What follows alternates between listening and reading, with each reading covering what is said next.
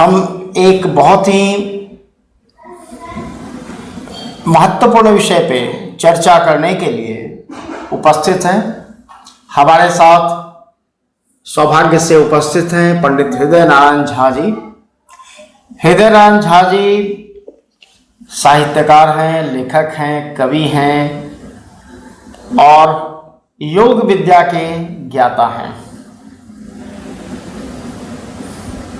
ये किसी परिचय के मोहताज नहीं हैं। इनके कई गीतों ने पूरे विश्व में तहलका मचाया। लेकिन आज हम गीतों पर चर्चा करने नहीं, बल्कि भारत की शिक्षा व्यवस्था और यहाँ जो असल ज्ञानी हैं उनके साथ होने वाली उपेक्षाओं पर चर्चा करने के लिए हम उपस्थित हैं। स्वागत करते हैं पंडित हृदय नारायण झा जी का। स्वागत है आपका। नमस्कार। वर्तमान शिक्षा व्यवस्था जो भारत में चल रही है जी, मुझे तो लगता है कि 1947 के बाद से भारत में अंग्रेजों का सिस्टम पूर्णतः लागू हो गया। जिसे अंग्रेजों ने भी नहीं लागू कर पाया, उसे भारत के इन नेताओं ने बखूबी लागू कर दिया। भारत की शिक्षा हो, चिकित्सा हो, न्याय व्यवस्था हो, ये सब को ध्वस्त कर दिया गया। हमारे गुरुकुल को समाप्त किया गया, हमारे आयुर्वेद को समाप्त किया गया जी। हमारे जो भी अपनी व्यवस्थाएं थी, मतलब भारत में कोई भी वर्ण व्यवस्था को छोड़कर दूसरी व्यवस्था नहीं थी और कर्म के अनुसार लोगों के कार्य को बांटा गया था। उन्हें एक तरह से पूर्णतः आरक्षित किया गया था। बिल्कुल। जैसे अगर जो लोग बढ़ई का काम करते हैं, लकड़ी का काम करते हैं, तो उनके लिए वो रिजर्व था कि आप जीवन भर यही करेंगे और पीढ़ी दर पीढ़ी वो करते जाते थे और उसमें वो कुशल से कुशल कारीगर होते जाते थे। चर्मकार का वही था। बिल्कुल। फिर आपका जो खाद्य पदार्थों में जिनका कंट्रोल था वो था। तो एक तरह से तो हमारे पूर्वजों ने आरक्षण तो बहुत पहले से कर दिया था। बिल्कुल। और उस समय सबके पास जीविका उपार्जन का पूरा साधन था, जिसे वर्तमान समय तक आते आते इन सरकारों ने पूरी तरह से ध्वस्त कर दिया और सभी को गुलाम बना दिया। इसका मुख्य वजह शिक्षा में गिरावट है। क्या इसमें आप कहेंगे?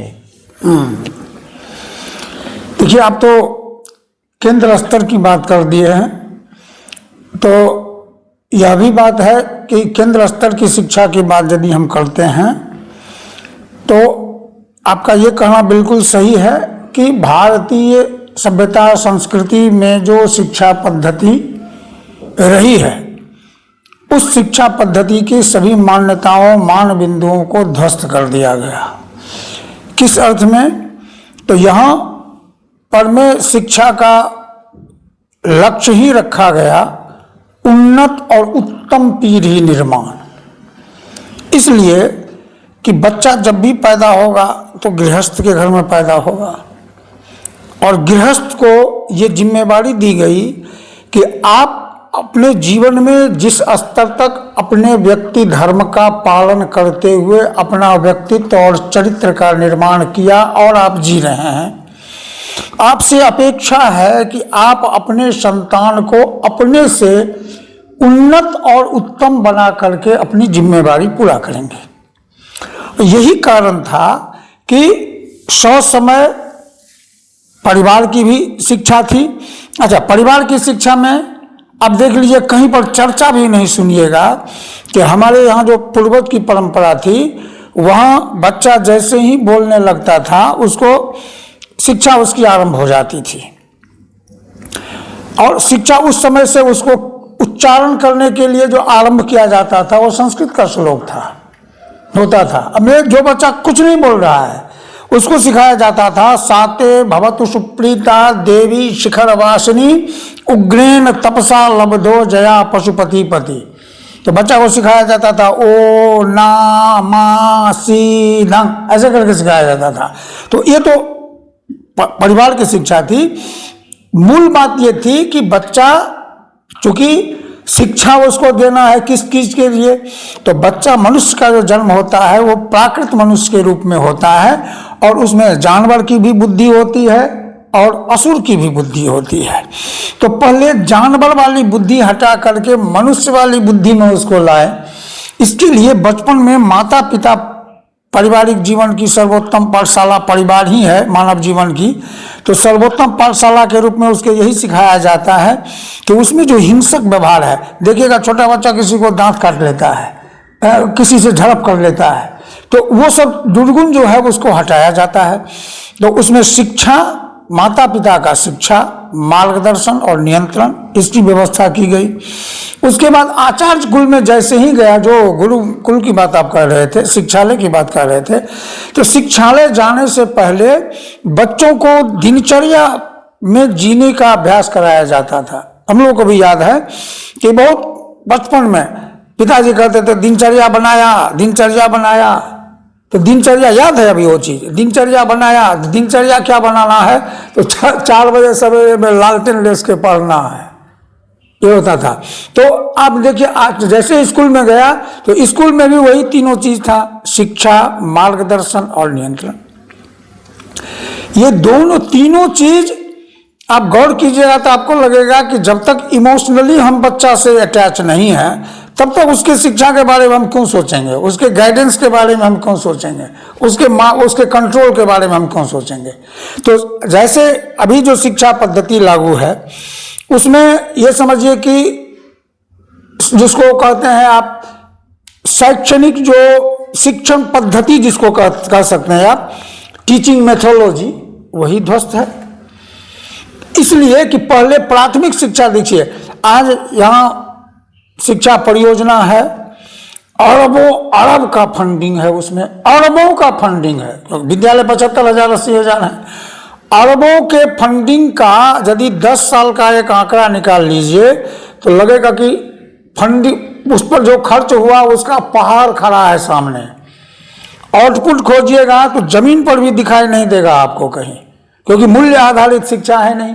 मूल्य आधारित शिक्षा में यही था कि बच्चों को पाठ्यक्रम के साथ साथ उसके वैयक्तिक जीवन में संस्कार का विकास हो।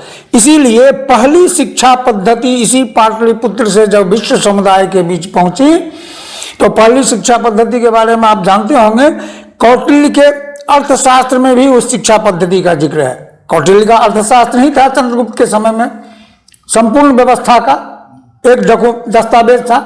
उसी अर्थशास्त्र के आधार पर में संचालित होती थी अर्थव्यवस्था चाणक्य की। उसमें विद्या समुद्देश्य है, एजुकेशन सिस्टम है, उसमें वही प्रथम शिक्षा पद्धति हुई। उस शिक्षा पद्धति में राकेश बाबू 4 विभाग है। अब शिक्षा का क्या स्टैंडर्ड था आप कल्पना कर सकते हैं कि शिक्षा आरंभ में ही वो सब चीज दिया होगा चाणक्य ने, उन्होंने दिया। वो था आणविक चक्की। आणविक चक्की में था योग, सांख्य और लोकायत। लोकायत आप कहते हैं जो जिसको कहते हैं कि जो नास्तिक दर्शन जो जिसको कहते हैं, वो 3 चीज था। उसके बाद त्रयी, त्रयी में था ऋग्वेद, यजुर्वेद, सामवेद का अंश था, अंश रहा होगा, ये 3 था या संपूर्ण रहा होगा। उसके बाद वार्ता, वार्ता में था विचार विमर्श, व्यवस्था से संबंधित सब चीज जो अभी आप पॉलिटिकली देख रहे हैं, सोशली देख रहे हैं, ये सब चीज वार्ता में थी। जो राजनैतिक, आर्थिक, सामाजिक व्यवस्था की जितनी बातें थी वो वार्ता में शामिल थी। और उसमें यदि कोई बाधक तत्व है समाज स्तर पर में, राज्य स्तर पर में, राष्ट्र स्तर पर में, तो उसके लिए दंड नीति थी। अब ये चारों चीज इतनी व्यवस्थित थी कि अब जैसे कि आणविक शिक्षा का योग ही था, तो योग तो था ही कि भाई जो शिक्षा उसको दिया जाएगा उसको अंगीकार करना है, उसको जीवन में धारण कर लेना है, ये आवश्यक था। आज देख लीजिए शिक्षा पद्धति में कौन, इसीलिए बहुत दिनों तक ये परंपरा रही कि प्राथमिक शिक्षा में चूंकि बच्चे माता पिता से के पास से सीधे स्कूल में आते हैं तो प्राथमिक शिक्षा में बच्चों से यदि शिक्षक का संवेगात्मक संबंध नहीं जुड़ेगा तब तक बच्चा शिक्षक से जुड़ करके उनकी बातों को आत्मसात नहीं कर पाएगा। कहीं से भी यदि बच्चा के मन में कोई डर हो गया, कोई भय हो गया, कोई क्षोभ हो गया तो वो एक्सेप्ट नहीं करेगा। ये माना जाता है, ये बाल मनोविज्ञान इसको आप कह सकते हैं। इसलिए 47 से पहले की जो बात आप कहे हैं, उस समय में उन लोगों की ये मान्यता थी कि या तो संतानवती स्त्री प्राथमिक शिक्षा का शिक्षक बने या अवकाश प्राप्त उम्र के, जिसको आप कह रहे हैं, जिसका घर में पोता पोती हो गया, नाती नतनी हो गया, वो उसको पढ़ाए, क्योंकि उसमें वात्सल्य भाव स्वतः रहता है। स्त्री है तो संतान का वात्सल्य भाव है, पुरुष है सीनियर है तो उसमें अपने तीसरी पीढ़ी का वात्सल्य भाव उम्र के रहता है, उमरता रहता है। तो वो जब दूसरों के बच्चा भी उसके सामने में उस उम्र का रहेगा तो वो उसी दृष्टि से देखेगा और इमोशनली अटैच होकर के उसको सिखाएगा। ये हम अपने जीवन में भी देखे हुए हैं। हमारे बचपन में जो सिखाने वाले पढ़ाने वाले आते थे, बुजुर्ग थे, बहुत बुजुर्ग थे, तो जेबी में वो चॉकलेट लेके आते थे। अब 5 विद्यार्थी हम लोग एक साथ पढ़ते थे और कहते थे कि जो पहले हिस्सा बनाएगा उसको एक चॉकलेट। तो ये देखिए, ये वात्सल्य भाव था उनका, पिटाई नहीं थी, वात्सल्य भाव था। लेकिन चूंकि कंट्रोल है, कंट्रोल में यह भी होता था कि यदि वो सही रास्ता पर नहीं है तो उसको दंडित भी किया जाता था बच्चा का। तो मूल्य आधारित शिक्षा में यह था कि प्रातःकाल कब उठना है, कब पढ़ना है, कब सोना है, कब खेलना है, हर चीज का ये उसमें नियम था। अब ऐसा नियम नहीं है और इतना बड़ा खर्च होने के बावजूद भी आप आउटपुट देख लीजिए तो अभी मूल्य आधारित शिक्षा के बारे में क्या सोच हो रही है, ये तो सवाल है। उन्नत और उत्तम पीढ़ी निर्माण परिवार का भी लक्ष्य होता है, सरकार का भी लक्ष्य होता है, राष्ट्र का भी लक्ष्य होता है। ये जवाब तो शिक्षा विभाग देगा कि हम उन्नत और उत्तम पीढ़ी निर्माण के लिए हमारी योजना क्या है, योजना क्या लागू हुई है, उसका आउटपुट किस रूप में इस बिहार में दिख रहा है। तो ये पहले जो शिक्षक होते थे, हाँ, उनके प्रति बच्चों का जो व्यवहार होता था, हाँ, वो सम्मान के कारण उनसे लोग सम्मान करते थे उनका, परंतु आज के शिक्षकों से भय खाते हैं। तो ये तो शिक्षा का अगर आप विपरीत भाव है, ये विपरीत भाव है जी। पहले की शिक्षा में और आज के शिक्षा में शिक्षकों के अंदर की भी भावना समाप्त हो गई शिक्षा देने की। और सरकारी विद्यालयों का हालत जो है, आप पहले अपने समय की बात कीजिए तो प्राइवेट विद्यालय उतने नहीं थे जितने सरकारी विद्यालय थे। सरकारी विद्यालय से ही पढ़कर लोग IAS IPS बनते थे। जी जी जी। परंतु आज का विद्यालय पूर्णतः आर्थिक हो गया, अर्थतंत्र पे आधारित है।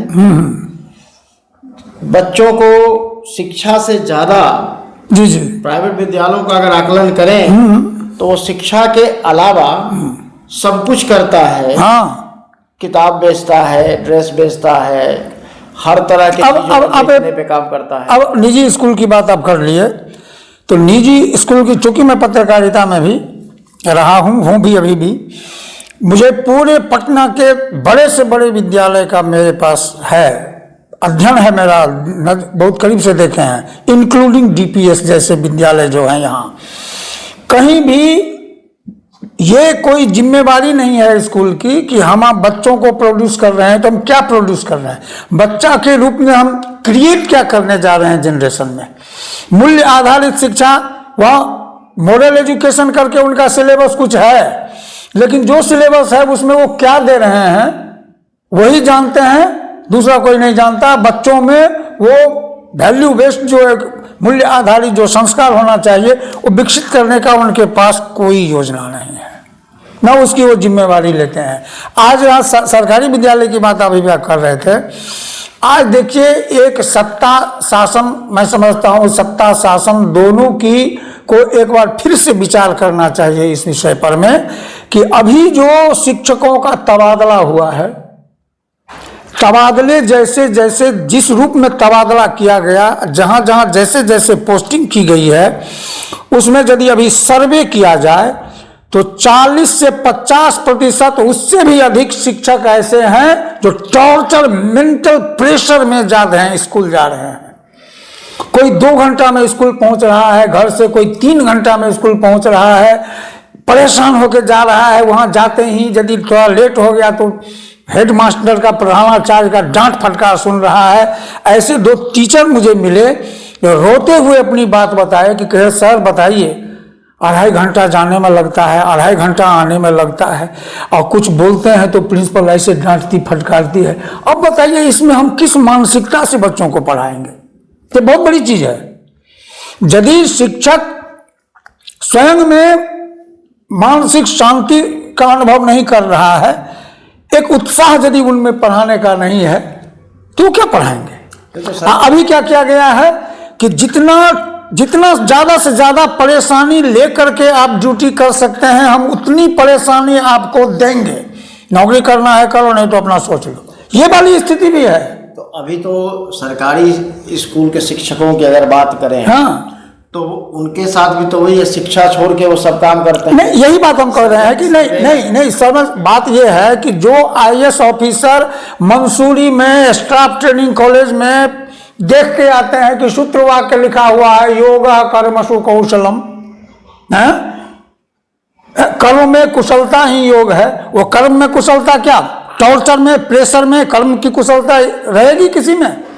कोई टीचर यदि अपने ही मानसिक दबाव में जा रहा है स्कूल, तो बच्चा से वो इमोशनली कैसे अटैच हो सकता है? अब बच्चा से इमोशनली अटैच नहीं होगा तो बच्चा को पढ़ा कैसे सकता है? सही से नहीं पढ़ाएगा तो बच्चा को ज्ञान कैसे हो सकता है?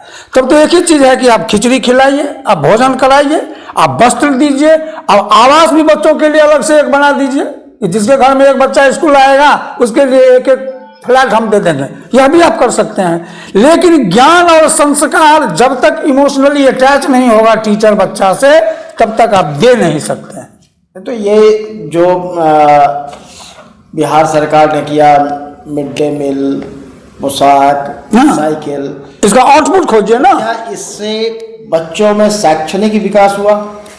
ये तो सरकार सोचे ना कि सरकार का पहले क्या था। हमारे यहाँ शास्त्री जी के बारे में सुनते होंगे, कितने ईमानदार थे, फटा हुआ कपड़ा भी पहन लेते थे, ये करते थे, वो करते। ये क्यों था? Minimum consumption maximum satisfaction. कम से कम लागत में हम ज्यादा से ज्यादा कैसे हासिल कर सकते हैं। गुरुकुल की क्या व्यवस्था है? गुरुकुल में कोई नौकर चाकर होता है? जो बच्चे पढ़ाई करते हैं वही 5 बजे 4 बजे उठते हैं, अपना नित्य क्रिया कर करके वही झाड़ू देते हैं आश्रम में, वही अपने में 2-4 बच्चा है मिल करके खाना बनाता है, वही बच्चा आपस में बांट के खाता भी है, वही पूरा साफ सफाई रखता है। आज वही सिस्टम जापान के आधुनिक विद्यालय, आज का जो विद्यालय जापान में है, जापान में कोई स्वीपर नहीं जाता है स्कूल में झाड़ू लगाने के लिए, सारे बच्चे झाड़ू लगाते हैं। सारी साफ सफाई का जिम्मा बच्चों के ऊपर रहता है, और उसी में पढ़ाने की व्यवस्था ऐसी है कि वो बच्चे पूरा सर्वांगीण विकास के साथ अपना बढ़ रहे हैं। उनके यहाँ प्रॉब्लम नहीं है कि हम क्या प्रोड्यूस कर रहे हैं।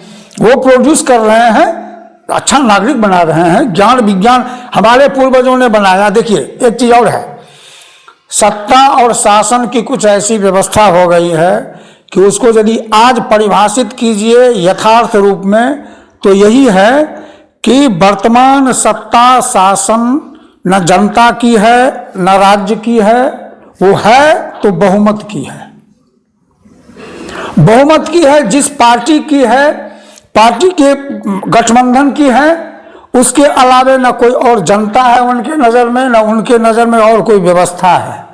उनका बहुमत है। अब वो बहुमत से जो चाहे कर सकते हैं, जिसको भी चाहे रौंद सकते हैं, उनको कोई डिगा नहीं सकता है, किसी का पावर नहीं है।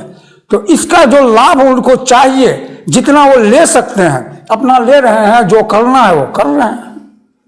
इसमें एजुकेशन को तो कुछ नहीं मिल रहा है। तो नहीं, तो यदि ऐसा होता तो वही आपको कह रहे थे हम कि ये शिक्षा में कहा गया कि बाल्यावस्था जो है 25 वर्ष तक की अवस्था, 25 वर्ष तक की अवस्था वैदिक काल से लेकर के चाणक्य के समय तक और हाल फिलहाल तक शिक्षा का जहाँ पर भी आदर्श है, शिक्षा का यदि वैल्यूएशन अभी भी किया जाए तो कौन उसको काट सकता है कि शिक्षा के लिए जो आप शिक्षा दे रहे हैं बच्चों को, वो बाल्यावस्था जिसको 25 वर्ष की अवस्था के वहां तक कर्तव्य दिया गया, क्या वो अगला जीवन जो उसको संभालना है उसकी पूरी की पूरी कंप्लीट तैयारी के लिए कहा गया कि ज्ञान विज्ञान कला सुशोभित जीवन प्राप्त करना बच्चों का कर्तव्य होगा। वो बच्चा बाल्यावस्था क्या कहा गया? ब्रह्मचर्याश्रम, जो 25 वर्ष तक की अवस्था है।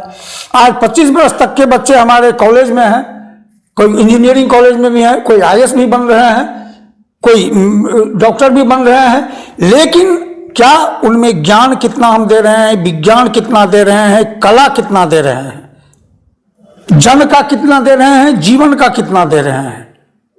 तो ये यदि आप इसको पूरा का पूरा ओमिट कर दीजिएगा दिमाग से कि ज्ञान विज्ञान कला सुशोभित जीवन 25 वर्ष तक प्राप्त कर ले हमारा जनरेशन, उसी के लिए हमारे पूर्वजों ने शिक्षा की संपूर्ण व्यवस्था की, गुरुकुल घर से लेकर गुरुकुल तक की।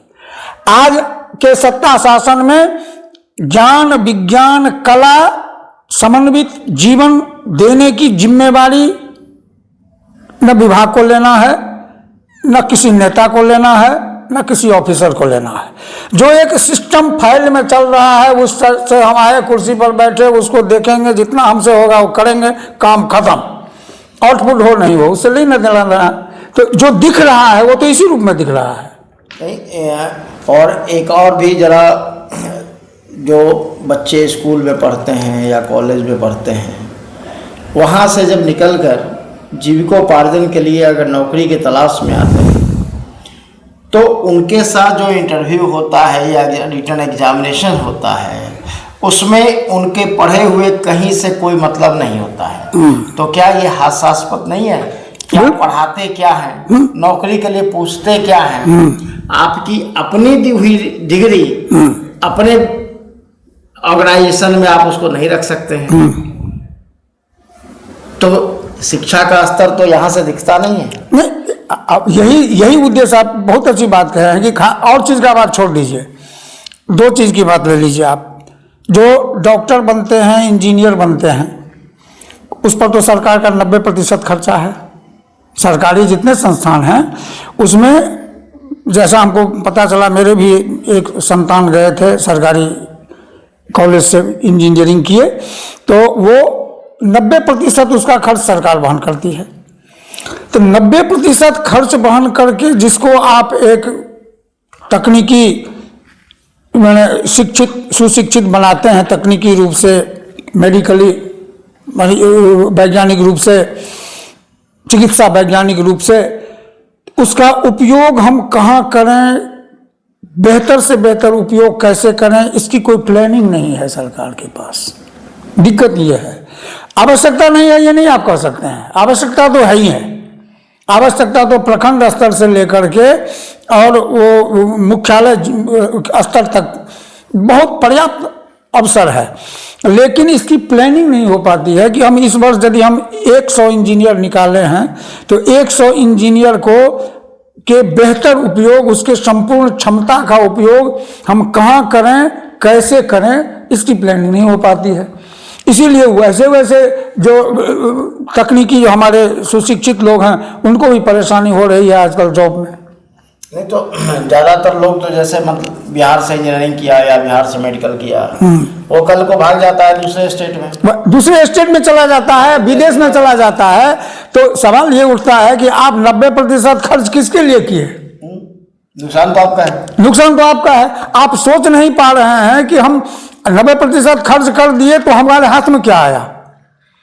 आज दूसरा आदमी कोई कुछ खर्च करे, उसको कोई हासिल नहीं हो तो वो शोक से मर जाता है कि हम इतना किए, मेरा डूब गया। आज किसी का 1 कट्ठा गेहूं जल गया है किसी खेत में, जाके घर में देखिए कोई खाना खाने में उसको मन नहीं लगेगा कि 6 महीना का उसका मेहनत चला गया। लेकिन इस सरकार में है कि अपना भाई हमारे पास पैसा है, आवंटन करने का नियम कानून बना हुआ है, हम आवंटन कर दिए, खर्च कर दिए, जो हुआ सो हुआ, उसी में रिपोर्ट बना करके हम आपको पब्लिक में रख दिए, मैंने ये किया, काम खत्म है। यही तो हो रहा है उच्च शिक्षा में, और हालत खराब है। नहीं, बिहार सरकार कभी भी योग्यता का कदर नहीं करती है, इस पे कितना आप सहमत हैं? योग्यता की बात किए तो योग्यता का तो शिक्षा विभाग हमारे साथ जो हुआ, शिक्षा विभाग उच्च शिक्षा में, वो एक यदि बढ़िया से उसको आप देखिएगा, बढ़िया से समझिएगा, तो आपको इतिहास पढ़ना पड़ेगा कि क्या इतिहास में कभी कोई क्रूर शासक ऐसा हुआ, कभी कोई क्रूर राजा या शासन ऐसा हुआ जो सेल्फ मेड, जो बिना किसी सपोर्ट के, जैसे अनाथ कोई बच्चा पढ़ता है, अपना चरित्र निर्माण करता है, उस रूप में निकला हुआ कोई आदमी यदि ज्ञान विज्ञान कला सुशोभित अपना जीवन प्राप्त करके सरकार के भी किसी संस्था में गया, वह अप्रत्याशित कुछ किया। राज्य स्तर पर शोध का विषय है कि मैं बिहार राज्य संस्कृत अकेडमी में नौकरी करते हुए क्या क्या किया, क्या क्या दिया, वो आज एक उदाहरण बनना चाहिए कि देखो एक भूमिहीन परिवार का एक आदमी किसी तरह से एकेडमी में आया, तो एकेडमी में आकर के ये कितने गतिविधियों को किसके हित में किया, ये एक हो तो वो एक प्रेरणास्पद होगा ऐसे लोगों के लिए जो वैसे शोध स्तरीय भाषा सांस्कृतिक साहित्यिक संस्थान में काम करते हैं। लेकिन उतना करने के बावजूद यही हुआ कि जब अवकाश प्राप्त कर लिए उसके बाद उस सब का मार्किंग 0 हो गया विभाग में, शिक्षा उच्च शिक्षा विभाग में। और 0 ही मार्किंग नहीं हुआ, ऊपर से बात भी आपको ऐसा ऐसा तीखा तीखा बोला गया कि जैसे आप अब वहां पर में आपने कुछ किया ही नहीं जीवन में, आपने सरकार का ही पैसा खा करके शोषण कर लिया है। सरकार अपना कर्तव्य नहीं निभाया, शिक्षा विभाग उच्च शिक्षा विभाग। भारतवर्ष के स्तर पर में आप जब भाषाई एकेडमी का बात बिहार का लीजिएगा तो आप शर्म से आपका सिर झुक जाएगा। मैं शर्म की शब्द इस्तेमाल कर रहा हूं। लज्जास्पद स्थिति में है बिहार की स्थिति। एक छोटा सा प्रदेश है दिल्ली, दिल्ली संस्कृत अकेडमी का बजट देखिए, दिल्ली संस्कृत अकेडमी की गतिविधियां देखिए, पंजाब संस्कृत अकेडमी की देखिए, यहाँ हरियाणा में संस्कृत एकेडमी है, उसका 12 लाख रुपया संस्कृत पढ़ने वाले बच्चों को स्कॉलरशिप के लिए है। यहाँ पर मैं संस्कृत के विद्वान उपेक्षित, कलाकार उपेक्षित, कवि उपेक्षित, साहित्यकार उपेक्षित, पढ़ने वाला उपेक्षित, शोधकर्ता उपेक्षित। उसका लगता है कि वो बिहार का नागरिक है ही नहीं, उसका बिहार के संसाधन में बिहार के सत्ता शासन का वो कोई अंग नहीं है। ऐसी स्थिति संस्कृत के साथ भी है। आर्यभट्ट का चूंकि ये धरती रहा, इसलिए संस्कृत एकेडमी में वेधशाला का भी प्रावधान है। लेकिन पता नहीं किस मानसिकता से यहाँ सत्ता और शासन में बैठे लोग को ये लगता है कि ये किसी काम की संस्था नहीं है। कौन सी मानसिकता से ये सोचते हैं, इनके मानसिकता को दाद दीजिए आप। अभी है ना शंकराचार्य जयंती आ रहा है ना, 25/5 आज ही या कल में होगा, नहीं शुक्ल पंचमी को होता है यही शंकराचार्य जयंती। उत्तर प्रदेश संस्कृत एकेडमी का देखिए 30 लाख 35 लाख का बजट है एक में खर्च करने का। गुरु पूर्णिमा आएगा, 36 लाख 38 लाख रुपया बजट है उसका खर्च करने का। 5-5 दिवसीय आयोजन होता है। यहाँ किसी ऑफिसर के सामने, किसी नेता के सामने बोल दीजिए तो ऐसा मजाक ढंग से वो हंसते हैं जैसे लगेगा कि आपको उस नेता के सामने या मंत्री के सामने या उस ऑफिसर के सामने में यहाँ का सड़क छाप कोई आदमी जाके कुछ खराब चीज बोल दिया है, ऐसा मजाक करके हंसेगा। तो जहां पर इस तरह की मूल मानसिकता वाली व्यवस्था है, वहां पर में आप विकास कर रहे हैं अपना, कर लीजिए।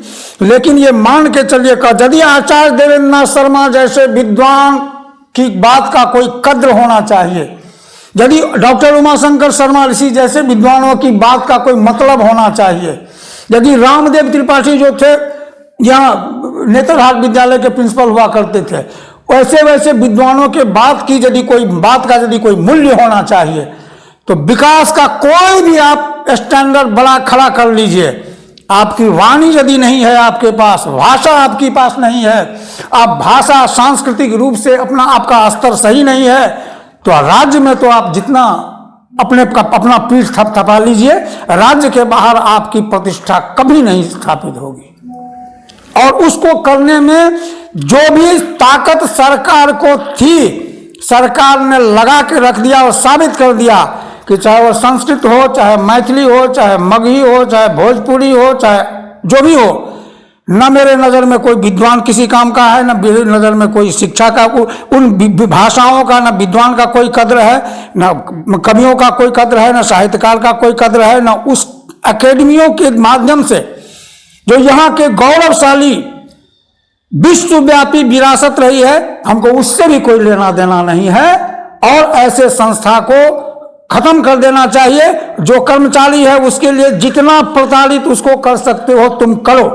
और ऐसा करने का उदाहरण है कि 2020 से अभी तक 26 है ना, एक डिप्टी डायरेक्टर विभाग के 6 अकेडमी को 5 अकेडमी का प्रभारी अध्यक्ष भी है, निदेशक भी है। और ये 6 साल में किस हाल में पहुंच गया है, और उसको आप देखिए तो ये एक सवाल खड़ा होता है कि आखिर ये विश्व व्यवस्था में जितने भी भाषा संस्कृति की जो कहीं भी कोई संस्था है, क्या किसी स्थान पर ऐसा हुआ किसी राज्य में?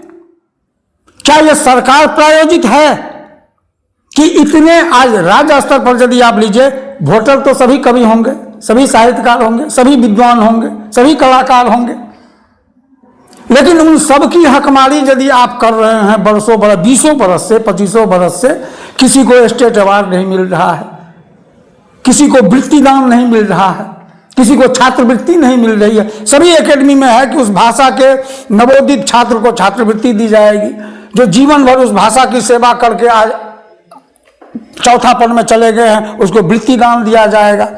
लेकिन सत्ता शासन की दृष्टि में वो नागरिक है ही नहीं, इस तरह का आपको लगेगा। आज यहाँ दलित महादलित से लेकर के भिक्षावृत्ति उन्मूलन योजना भी है सरकार की, है कि नहीं है? तो भिक्षावृत्ति उन्मूलन योजना है, लेकिन वो भिक्षा मांगने वाले भिक्षुक से भी अलग का लगता, मतलब जैसे समझिए ना कि जो जिस गौरव के आधार पर हमारे चाणक्य ने विश्व को चुनौती दी, जहां सारे विश्व गुरु भाषा संस्कृति से ही जुड़े रहे, आज उन्हें सारे विश्व गुरुओं के भाषा संस्कृति से सरकार को परहेज है। तो ये शिक्षा और ये शिक्षा व्यवस्था राज्य को किस स्तर पर ले जाएगी, ये तो शिक्षा मंत्री सोचें और शिक्षा में बैठे ऑफिसर सोचें। हाँ, मेरे जैसे जो लोग हैं जो भूमिहीन, भवनहीन, अवसरहीन हो करके शिक्षा विभाग के ऑफिसर का एक ये कि मर जाएं तो मर जाएं, ना हम आपकी योग्यता को समझेंगे, ना आपके अवदान को समझेंगे, ना आपके भावना को समझेंगे, हमको जो करना है वही करेंगे। और वो कर रहे हैं तो भविष्य बताएगा कि वो क्या दे के जाएंगे इस शिक्षा विभाग को और बिहार को। ये बिहार में गुरु शिष्य परंपरा भी कला संस्कृति विभाग का एक योजना है। उसमें भी तो केवल खाना बदोशी की जाती है, खाना पूर्ति होती है। नहीं, देखिए, जब संस्कृति विभाग की बात किए तो मुझे और भीतर से हिला के रख दिया है। हिला के इसलिए रख दिया है कि एक तो पिछले 20 वर्षों से, 25 वर्षों से, कि उससे भी अधिक से, जब जब कैबिनेट बनता है तब तक लगता है कि विमर्श किया जाता है कि वैसे व्यक्तियों का चयन किया जाए जिन्होंने कभी बिहार के संस्कृति को न पढ़ा, न बिहार के संस्कृति के प्रति उनमें चेतना बोध जिसमें बिल्कुल नहीं हो, उनको मंत्री पद दिया जाए। ऐसे मंत्री लोग हुए हैं। अब उसका परिणाम ये हुआ है कि हम 25 साल पहले, 30 साल पहले, 35 साल पहले यहाँ आए, उसी समय से देख रहे हैं संगीत नाटक एकेडमी है, बिहार ललित कला एकेडमी है, जो अस्तित्व में नहीं है।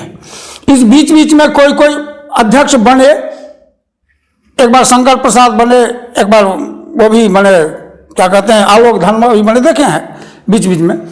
लेकिन कभी ये दोनों संस्था इस रूप में व्यवस्थित नहीं की गई कि यह बिहार की संगीत नाटक एकेडमी है जिसे कोई देखे।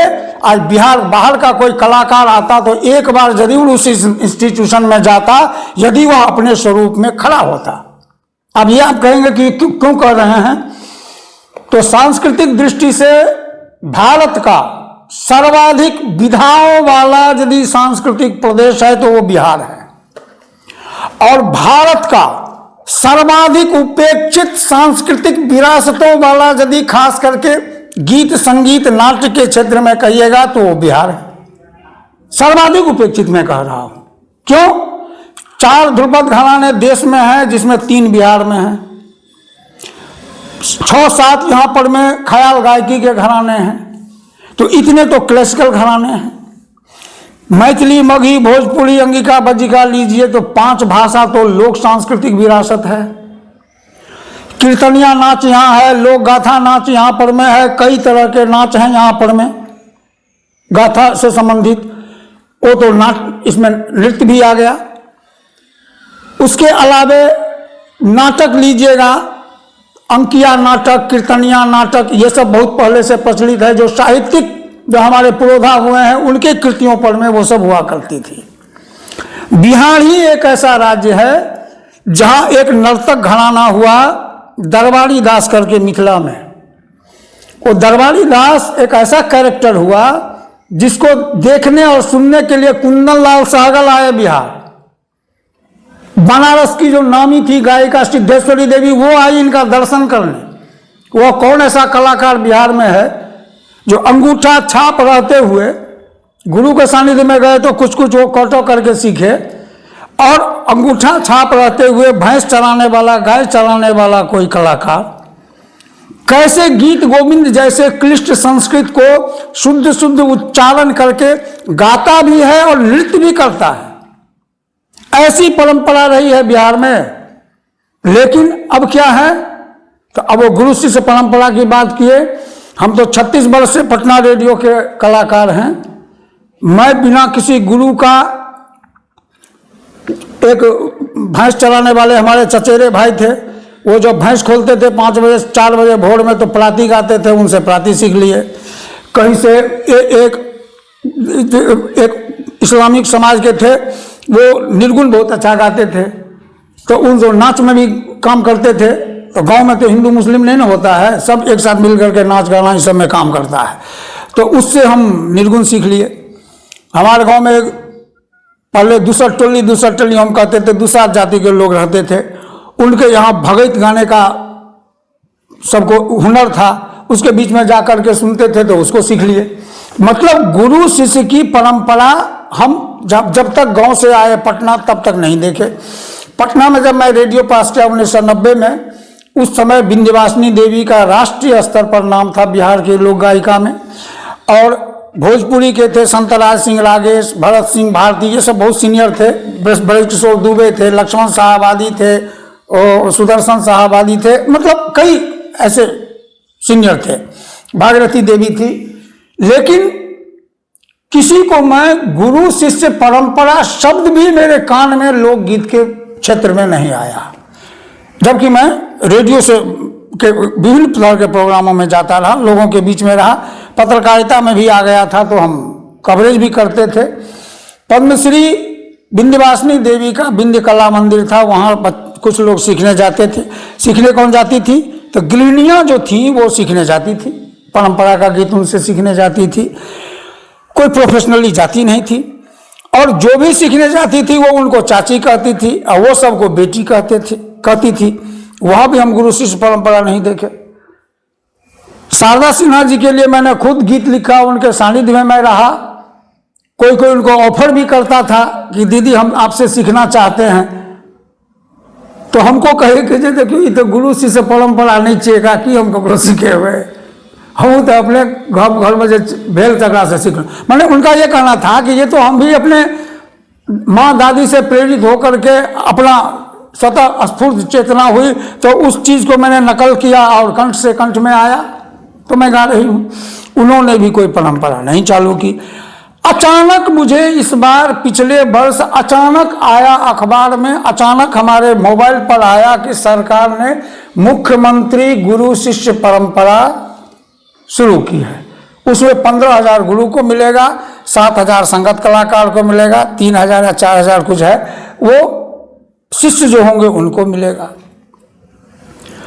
अब मुझे चिंता हो गई, हमको ये चिंता नहीं हुई कि काश एक गुरु हम भी बन जाते, हमको भी कुछ मिल जाता, ये चिंता नहीं हुई।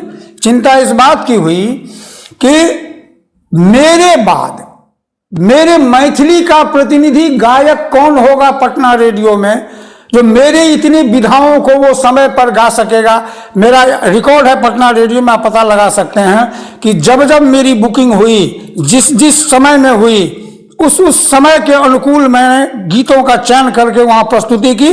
आज तक मुझे कोई आक्षेप नहीं हुआ पटना रेडियो में कि आप किस समय में आए हैं गाने के लिए और क्या गा रहे हैं।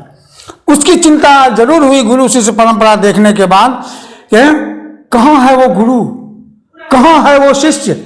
आज तक तो मैं तो सबसे सीनियर हो गया, 10 साल से 15 साल में लगता है कि यदि ये हुआ तो अब तो दुनिया से भी जाने वाले हैं 10, 15, 20 साल में, पहले भी जा सकते हैं। लेकिन आज तक कोई, मैं मैथिली लोकगीत का डॉक्यूमेंटेशन किया, कई 4-5 जिला में हम कई गांव भी घूमे, कोई एक जिज्ञासु मेरे पास नहीं आया कि मैं कलाकार बनना चाहता हूं, लोकगीत का मुझे आप शिक्षा दीजिए।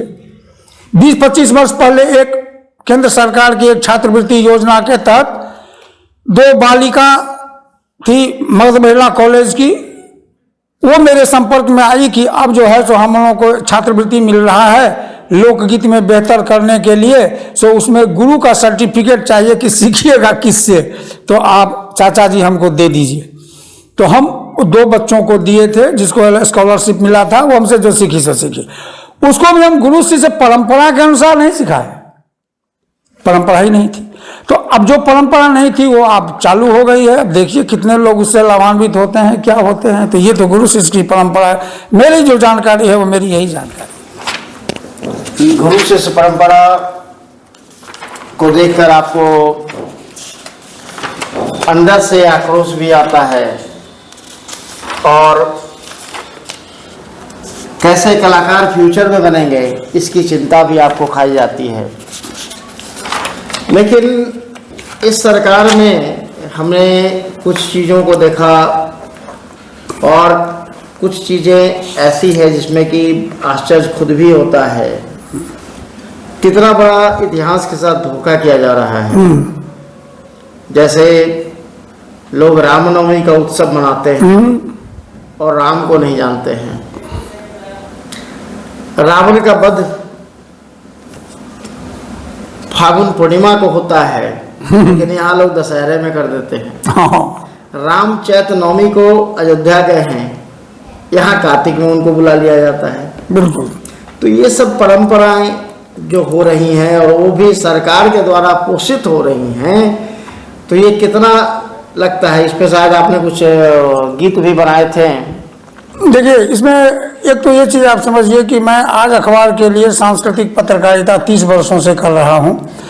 तो मैं हमेशा समय समय पर पर्व निर्णय, रामनवमी क्या होगा, कैसे मनाएं, क्या करना चाहिए, क्या कृत कर्म है, क्या नैमित्तिक कर्म है, ये सब हम लिखते रहे हैं।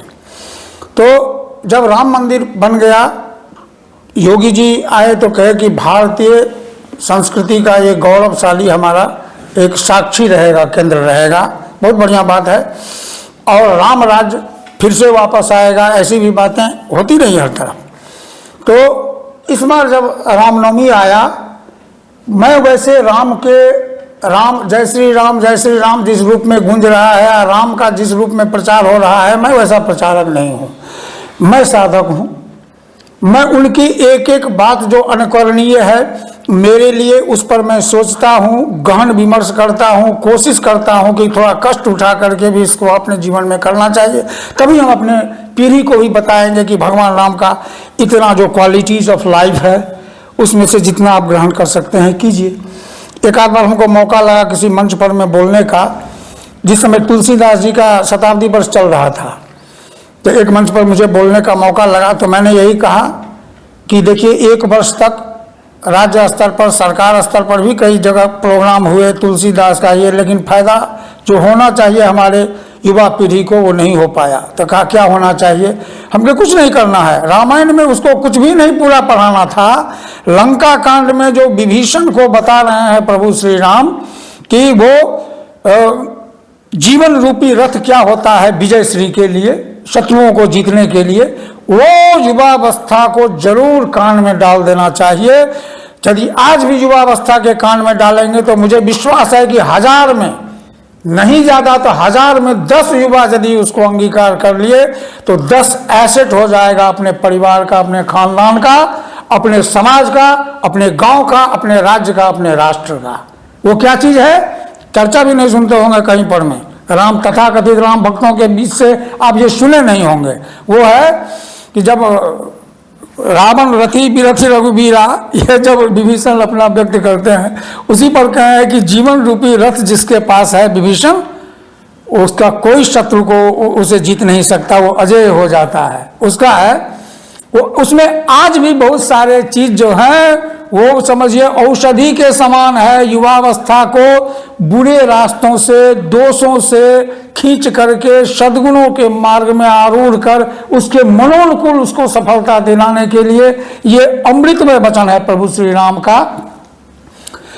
सौरज धीरज दुई रथ चाका, सत्यशील ध्वजा पताका, बल विवेक दम परहित घोरे, क्षमा कृपा समता रजु जोरे, ईश भजन सारथी सुजाना, विरति चर्म संतोष कृपाना, दान परशु बुद्धि शक्ति प्रचंडा, वर विज्ञान कठिन को दंडा, अमल अचल मन त्रोण समाना, शम यम नियम सिली मुख नाना, कवच अभेद्य विप्र गुरु पूजा, तेईसम विजय उपाय न दूजा, महा अजय संसार रिपु, जीति सकै सो वीर, जाके असरथ हो दृढ़, सुनो सखा मति धीर। ये तुलसीदास जी रामचरितमानस में लिखे। ये कितना प्रासंगिक है आप भी सोच सकते हैं, हमारे सारे श्रोता जो दर्शक अभी देख रहे हैं वो भी इसको समझ सकते हैं कि इतने सारे सद्गुणों में कुछ तो जरूर मेरे बच्चे हासिल कर सकते हैं। तो जो कुछ हासिल कर सकते हैं तो बार बार क्यों नहीं हम उन बच्चों के कान में डालें कि हम प्रभु श्री राम के प्रति यदि आस्थावान हैं तो उनके वचनों को भी थोड़ा सा हम सुने। ये भी नहीं हो रहा है। मैंने क्या लिखा? मैंने ये लिखा है कि हमारे पूर्वजों ने रामनवमी, चूंकि मर्यादा पुरुषोत्तम चारों युग में एक ही हुए प्रभु श्री राम, और उनका जो उन्होंने पृथ्वी पर से पाप का भार कम करने के लिए जो कृत्य किया, जो अवदान दिया, वो उनका चीज है। तो उसके लिए हमारे पूर्वजों ने 9 दिन की रामनवमी परंपरा चलाई, चैत्र शुक्ल प्रतिपदा से नवमी पर्यंत। उसमें क्या क्या होना चाहिए यह भी बताया। 9 दिन का पारायण होना चाहिए, 9 दिनों तक सबका एक ऐसा समय होना चाहिए जिसमें 9 दिनों तक राम कथा की चर्चा हो। उसमें हर व्यक्ति अपना जीवन राम के जैसा थोड़ा सा अनुकूल बना के रखे। राम प्रातःकाल उठ के रघुनाथा गुरु पितुमात नवावही माथा, तो जितने हमारे बच्चे हैं उनको एक दिनचर्या से कहे कि 9 दिनों तक तुम थोड़ा सवेरे उठो, उठ करके माता पिता गुरु को प्रणाम करो। एक 9 दिनों तक सब में ये भावना होनी चाहिए। 9 दिनों तक सब कथा प्रवचन सुने, 9 दिनों तक सब उनके 2 अक्षर का, 4 अक्षर का, जो सुविधा लगे उसका मंत्र जप करे। वो सारा चीज बताया गया। नवमी जिस दिन आए उस दिन राम राज्य दिवस के रूप में रामनवमी मनाए। पूजा के अलावा रामनवमी को राम राज्य दिवस के रूप में मनाए। उसमें सेमिनार करे, सम्मेलन करे, डिस्कशन करे, परिचर्चा करे, जो करना है करे, और इस प्रकार से रामनवमी का 9 दिवसीय उत्सव संपन्न करे। इस बार राम जन्मभूमि का स्थान पर जहाँ इतना बड़ा मंदिर बना, जिसको विश्व में प्रचारित जो हो चुका है, वहां भी वह रामनवमी का उत्सव का वो सूचना नहीं मिला, नहीं आया। तो इससे मेरी भावना जरूर कुछ आहत हुई कि नहीं, यहाँ तो होना चाहिए। यहाँ से लोग प्रेरित होते तो अपने अपने राज्य में, अपने अपने गांव में करते। उसी पर मैंने लिखा है कविता, और सुन लीजिए आप। जी जी जी। रामनवमी रामराज दिवस का उत्सव लाता है, भूल गए क्यों मोदी योगी उत्सव कैसा होता है। राम के मंदिर अवधपुरी में परंपरा क्यों नहीं दिखी, रामनवमी उत्सव के प्रति उदासीनता क्यों दिखी। उत्सव का लौकिक महत्व क्या जनहित में होता है, भूल गए क्यों मोदी योगी उत्सव कैसा होता है।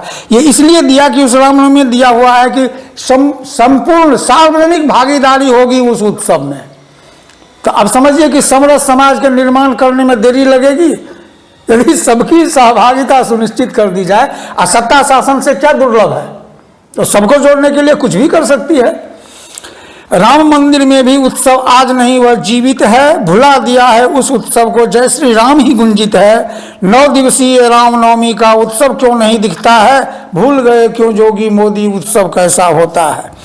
सबके लिए विहित माता पिता को नित्य प्रणाम करें, उत्सव के इन 9 दिनों में ब्रह्मचर्य पालन करें, घर परिवार समाज में सबसे प्रेम भाव सिखलाता है, भूल गए क्यों योगी मोदी उत्सव कैसा होता है। 9 दिनों तक रामायण और राम कथा का वाचन हो, राम के आदर्शों की चर्चा परिचर्चा संवाद हो, समरसता से युक्त नगर संकीर्तन शोभा होता है, भूल गए क्यों मोदी योगी उत्सव कैसा होता है। रामनवमी के उत्सव का हिस्सा नहीं है सूर्य तिलक, षोडशोपचार पूजन विहित है, 9 अभिषेक और 9 पूजन, हाँ 56 भोग प्रसाद शास्त्र निर्णय में कहीं न दिखता है, भूल गए क्यों मोदी योगी उत्सव कैसा होता है। नहीं सजावट लाइटिंग हो सकती है रामनवमी उत्सव का हिस्सा, नहीं सजावट लाइटिंग होती रामनवमी उत्सव का हिस्सा, भक्तिपूर्ण माहौल यूं ही कहने से नहीं है बनता हिस्सा, रामनवमी उत्सव परंपरा दर्शन कहीं न होता है, भूल गए क्यों मोदी योगी उत्सव कैसा होता है। अब ये देखिए कि मैं कितना लिखा सही कितना गलत लिखा, ये तो हमारे जो श्रोता सुनेंगे वो बताएंगे। रामनवमी का महत्व रामायण में तो बहुत बड़ा है, बहुत बड़ा है।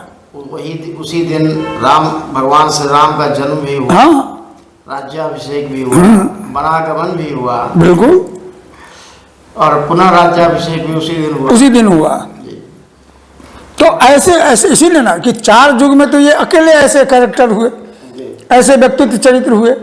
ये हम अपने बच्चों को तो बताएं कि उनका 100 बच्चा का सद्गुण था, उस 100 में से यदि 4 गुण भी हमारे बच्चा में आ जाए तो क्या दिक्कत है, हम क्यों नहीं बता सकते हैं। तो यहाँ जिन्हें आदर्शों में ढालना था, हाँ, उनके मंदिर बना के पूजन की जाने लगी। हाँ वही तो, और भगवान श्री राम का पूजन जरूरी नहीं है, बल्कि उन्हें अपने अंदर डालने की प्रवृत्ति। एक बात आप बताइए, हमका जवाब दें ना, सरकार जो काम कर रहे हैं, टैबलेट खिलाने के लिए आपको बच्चा को टैबलेट खिलाना आपको होगा तो केंद्र से आपकी हवा निकलेगी, कितना खर्चा हुआ उसका कोई हिसाब नहीं आपसे पूछेगा, गांव के स्कूल तक वो टैबलेट पहुंचा के बच्चा को खिला रहे हैं, आप खिला रहे हैं ना। और ये टैबलेट खिलाया जाएगा, ये गोली खिलाया जाएगा, ये रोगों से बचाने के लिए खिलाया जाएगा, ये जीवन बचाने के लिए जो अमृत है, ये अमृत बांटने वाले आपके पास कोई नहीं है, आपके मन में भी नहीं है कि ये अमृत हम दूसरे के बच्चों को दें। लोगों को बीमार करने के लिए टीके भी लगवाना जरूरी है, टीके भी लगवाना जरूरी है, लेकिन ये मानसिकता क्यों नहीं होती कि समाज में किसी के बच्चे हैं, हमारा शास्त्र तो कहता है कि चाहे वो किसी का बच्चा हो, किसी का भी बच्चा क्यों ना हो, उसमें भी एक अलौकिक शक्ति दे करके, अलौकिक प्रतिभा दे के भगवान भेजे हैं। यदि उसको सही रास्ता मिल गया तो ऐसा चरित्र बन के उभरेगा जो दूसरों को हैरत में डाल सकता है। ये यदि चिंतन में धारा में हुई तब तो हम दूसरों के बच्चों के बारे में सोचेंगे। ये सोच जगाने की जरूरत होगी, तभी हम जो धार्मिक आध्यात्मिक चेतना की बात करते हैं वो तभी होगा कि दूसरों के बच्चे में हमको भगवान का दर्शन करना होगा, आज नहीं तो कल करना होगा। ये हमको भूल जाना होगा कि हम मंत्री हैं, हमको इतना सुख सुविधा मिल रहा है, सामने वाला जलता है इसीलिए गलत बोल रहा है, बिल्कुल गलत बात है। अब मेरे जैसा लोग क्या आप समझते हैं, एक संध्या भोजन करेगा किसी चीज की लिप्सा नहीं होगी, वो क्यों आपको आपके सुख सुविधा देख के चलेगा। हम इसलिए हम परेशान होते हैं कि हम देख रहे हैं कि हमारे सानिध्य में बहुत ऐसे लोग आए हैं जो बड़े बड़े पोस्ट पर रहे, हमारे परिवार में ही शिक्षा मंत्री रह चुके हैं और बड़े माने यशस्वी बहुत सारे काम करने वाले वो शिक्षा मंत्री हुए, कांग्रेस के राज में हुए, हम वो सब देखा हुआ है। लेकिन एक ही चीज होता है कि राज्य कर्पूरी ठाकुर जैसा जिए वैसा वातावरण जरूर होना चाहिए नेताओं के मन में। लोक सेवा और त्याग के लिए राजनीति होती है, ये हम कर्पूरी ठाकुर के आचरण में देखे। एक बार हमारे फुलपरास क्षेत्र से वो विधानसभा में इलेक्शन लड़े थे, तो मेरे ही टोला में आकर के उनका दोपहर का भोजन करते थे। वो आज के जैसे काफिला किसी का नहीं चलता था, सरपट पैदल दौड़ते थे वो चुनाव प्रचार में।